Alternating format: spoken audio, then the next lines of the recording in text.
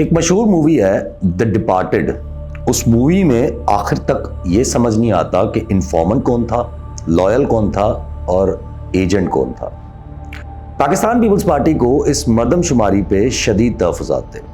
Pakistan Peoples party کے chief minister مراد علی شاہ صاحب نے کہا تھا کہ سینسس پہ سندھ کو بہت تحفظات ہیں.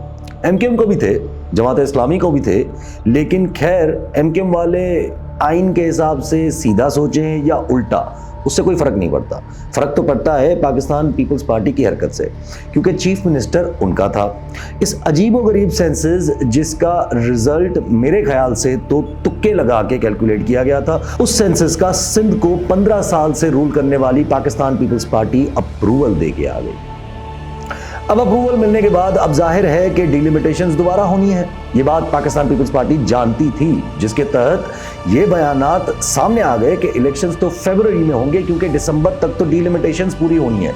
پاکستان پیپلز پارٹی کافی عرصہ پھر بھی خاموش رہی, لیکن پھر اچانک سے پاکستان پیپلز پارٹی کی سینٹرل ایگزیکٹو کمیٹی کی میٹنگ ہوتی ہے, جس میں بیرسٹر اعتزاز احسن بھی موجود تھے.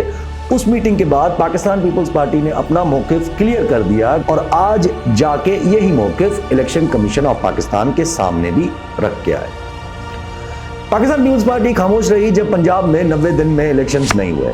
پاکستان پیپلز پارٹی خاموشی سے اس سینسس کو اپروو کر کے آئی کہ الیکشنز پوسٹ پون کرنے کا جواز مل جائے, اور اب کہہ رہی ہے کہ الیکشنز 90 دن میں ہی ہونے چاہیے. میرے نزدیک اس بات کے 3 مطلب ہیں. یا تو پاکستان پیپلز پارٹی عوام کو چے بنا رہی ہے یا سمجھ رہی ہے, یا وہ اسٹیبلشمنٹ کو چے سمجھ رہی ہے, یا وہ خود کو سمجھ رہی ہے. آج جنگ میں 3 خبریں شائع کی گئیں. ایک کہ کراچی شہر میں جتنی بھی غیر قانونی بلڈنگز ہیں اور رشوت لینے والے افسرز ایس بی سی اے کی فہرست بنائی گئی, اور اس خبر کے مطابق وفاقی ادارے متحرک ہیں.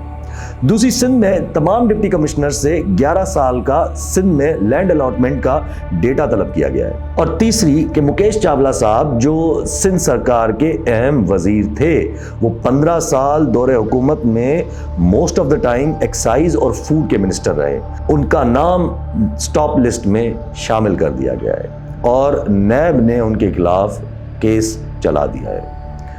اگر پاکستان پیپلز پارٹی کے یو ٹرن کی وجہ صرف پریشر ٹیکٹک ہے کہ اسٹیبلشمنٹ یا ادارے ان کے خلاف کوئی کریک ڈاؤن نہ کریں, تو پھر پاکستان پیپلز پارٹی عوام کو چے سمجھ رہی ہے.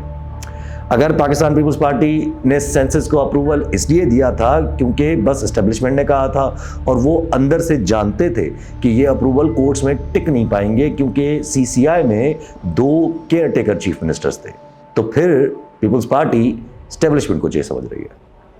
اور اگر یہ دونوں ریزن نہیں ہے اور پیپلز پارٹی نے صرف بس یو ٹرن لے رہی ہے اور ایکسپیکٹ کر رہی ہے کہ لوگ پذیرائی دیں گے after approval of this controversial scenes اور یہ گورنمنٹ جو انہوں نے چلائی ہے, تو پھر پاکستان پیپلز پارٹی خود کو چے بنا رہی ہے.